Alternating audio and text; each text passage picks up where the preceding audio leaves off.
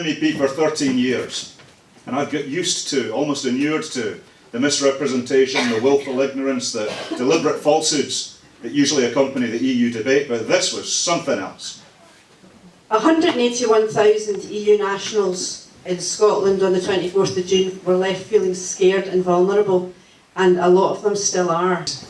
You have a referendum which is only held to try and cover over splits in the Conservative Party, and it's now led to the probable split of the UK from the EU. Well, there's a real sense of engagement, there's real questions going on. A few people are enjoying the coffee afterwards, so that's good news. We've got to try and keep our spirits up. There's real challenges that are going to be coming down the tracks at us in Scotland, in every community, in every sense, in sense of society, business, economics, and politically as well.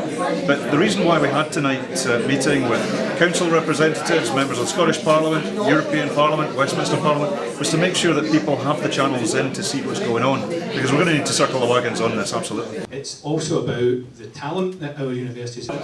Well, tonight was setting out where we've come, what we've done since, what's actually at stake, and to the extent that anybody can plot any lines into the future, saying what's going to be coming up, to share that intelligence with people about what's going on, to make sure that people know they've got hard-working representatives who are at our posts and on our jobs.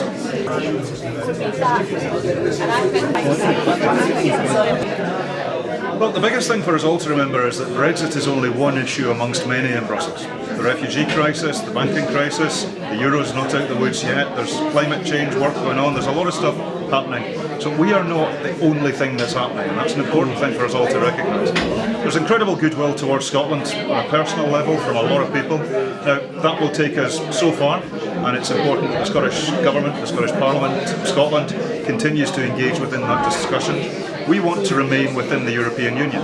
We voted clearly and emphatically to do so.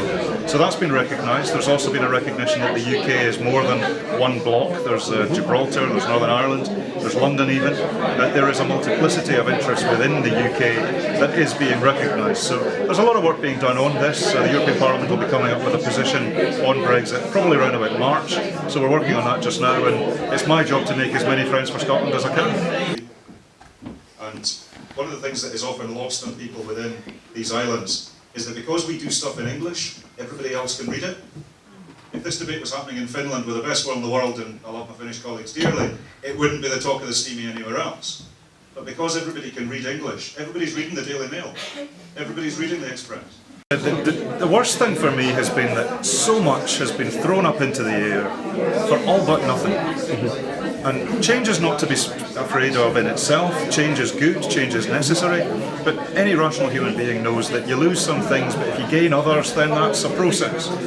At the moment, we've got lots of stuff at risk in terms of our economy, in terms of our rights as individuals to live, work, study, travel across the length of the European Union. 2.6 million EU nationals live within the UK, 2.2 million UK nationals across the EU have taken advantage of those rights. Those rights are now in question. So a lot of people feeling anxious within their lives right now, and that grieves me because the Leave vote was on an utterly flawed prospectus. There was no explanation of what Leave actually was, there was no explanation of what the implications were. It was presented as an absolutely consequence-free vote. It was all the stuff you like, you'll keep, all the stuff you don't like, you'll be able to get rid of. And that's just a cheque that cannot be cashed.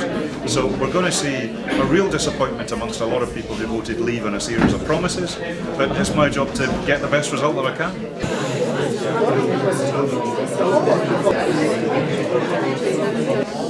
Well, we're exploring options in terms of how we can maintain as much of our European status as we possibly can.